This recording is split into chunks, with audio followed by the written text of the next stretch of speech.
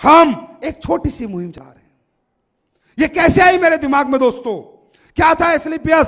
क्यों बनी एसलीपीएस? एसलीपीएस कोई पैसा कमाने की मशीन नहीं है, ना ही पैसा कमाने की मशीन है, ये तो एक सोच है। मैंने 15 साल देश सेवा की है, आर्मी के अंदर था मैं, और आर्मी के अंदर रहते हुए मैंने कश्मीर में ही काटा है। और कश्मीर के अंदर जहां पर लोग किसी को हथियार बना के पीछे चलते हैं, ये बंदा अपनी छाती लेके आगे चलता था। जिसने मेरे साथ कश्मीर काटा है वो जानता, वहां भी मुझे बादशाह के नाम से जाना जाता था। गोलियां चलाई भी हैं, खाए भी हैं, लोग मारे भी हैं, सब कुछ किया है। अंडरस्टैंड? आर्मी की नौकरी की 15 साल, ईमानदारी से जीवन जी रहा था। इसके बीच में एक कंपनी आ जाती है जिसने मुझे ज्वाइन करा लिया। मैं एक भूखा इंसान था, जीवन में कुछ करना चाहता था। उस कंपनी में मैंने काफी मेहनत की, करोड़ों रुपए भी कमाए, लेकिन अंदर से आत्मा संतुष्ट नहीं हुई, क्योंकि करोड़ों रुपए मैंने लाखों लोगों का दिल दुखाकर कमाए। कुछ गलत चीजें मैं बेच रहा था, गलत प्रोडक्ट बेच रहा था, किसी काम के नहीं थे, एक सपने बेच रहा था, और सपने बेच बेच के गरीब से अमीर से सबसे ठग रहा था, ये मान लेना मेरे को आप। लेकिन मैं ना समझता, मुझे पता नहीं था कि ये चीज गलत है सही। लेकिन जब मुझे वो चीज पता चली ये सही है गलत है, ये गलत है, तो दोस्तों मैंने किसी ने मुझे सोच नहीं दी। मैं अपने चारपाई पे लेटा हुआ उस ऊपर वाले से, खुदा अल्लाह गॉड वाहेगुरु से बात करने लगा। मैंने कहा भगवान, मैं जीवन में कुछ करना चाहता हूं, लेकिन अच्छाई और ईमानदारी के साथ करना चाहता हूं।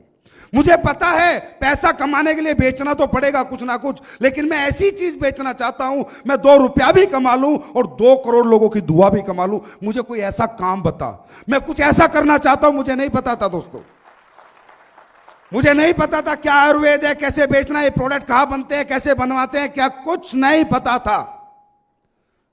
Will you believe these words are from my heart? Will you believe? बस भगवान को पता था कि ये बंदा ये बात सोच रहा है। ऐसे सोचते सोचते उस कंपनी में मैं महीने के 5-6 लाख रुपए कमाता था। मेरे दिमाग में एकदम क्या फितूर आया, मैंने 6 लाख रुपए को लात मार दी, रिजाइन दे दिया कंपनी को। और मैंने उस कंपनी को बोला अब ये गंदी चीजें मैं नहीं बेचूंगा। तो बोला 6 लाख रुपए पे लात मार रहा है संजीव कुमार, बर्बाद हो जाएगा, लोगों की ठोकरों में आ जाएगा। मंजूर है ठोकरे खाना, पर दिल दुखाना मंजूर नहीं। पकड़ो रिजाइन, नहीं चाहिए तुमसे 1 रुपया। कैसे आई ना एसलीपीएस, ये राज मैं आपको बता रहा हूं, और शायद आज तक मैंने कभी स्टेज से ये बातें नहीं बताई।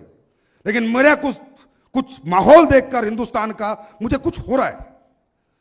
तो फिर ऊपर वाले ने 2 साल तक दोस्तों मैंने कुछ नहीं किया, अपने घर पे अपना बचा हुआ जो पैसा था वही खाने पीने में निकाल दिया। लेकिन रोज सर्वे करता रहा, क्या करूं। जिस भी बिजनेस को देखता था वहीं पर गाली देखता था, बद्दुआ देखता था। व्यापारी को गाली मिलती है, हम कपड़ा खरीदने जाते हैं, वो टी शर्ट खरीद के लाते हैं, टी शर्ट खरीद के बाहर आते हैं, बोलता है हरामजादे ने 200 रुपए लूट लिए। ये सर नो, जूता खरीद के लाते हैं, बोला 100 रुपए लूट लिए। इवन आलू खरीद के लाते हैं तो बोलता साले ने 2 रुपए महंगे लगा लिए। तो मैं ये चाहता था कि भाई बिजनेस तो अपन भी करेंगे, पर गाली के साथ नहीं, मोहब्बत और दुआ के साथ करेंगे। बस ये सोच के साथ एक दिन कहीं बैठा था, बातचीत होने लगी हेल्थ के ऊपर, लाइफस्टाइल डिजीज के ऊपर, कि बीमारियां बहुत बढ़ती जा रही हैं, आने वाला समय बहुत खराब है, आने वाली दुनिया बहुत ज्यादा डेंजरस है बीमारियों के लिए। लोग खाना पीना इस तरह का उपयोग कर रहे हैं, उल्टी सीधी चीजें खा रहे हैं, लोग बहुत बीमार होंगे, इनसे कैसे बचा जाए। कहीं बैठा था, किसी ने सोच दी कि आयुर्वेद के साथ इससे बचाया जा सकता है। आयुर्वेद के साथ और लोगों को एजुकेट करके कि आपको क्या खाना है, क्या नहीं खाना, कब खाना है, कैसे खाना है, क्या आपके लिए अच्छा है, क्या आपके लिए बुरा है, एजुकेट भी करना पड़ेगा। और लोगों को फिर सॉल्यूशन के रूप में अगर आयुर्वेद दिया जाए तो हो सकता है कि ये देश में आने वाला जो समय है, जो इतना विनाशकारी समय है, उससे कुछ ना कुछ इस देश का बचाव हो जाए। दोस्तों इस सोच के साथ 9 नवंबर 2014 को एसलीपीएस वेलनेस प्राइवेट लिमिटेड की नींव रखी गई।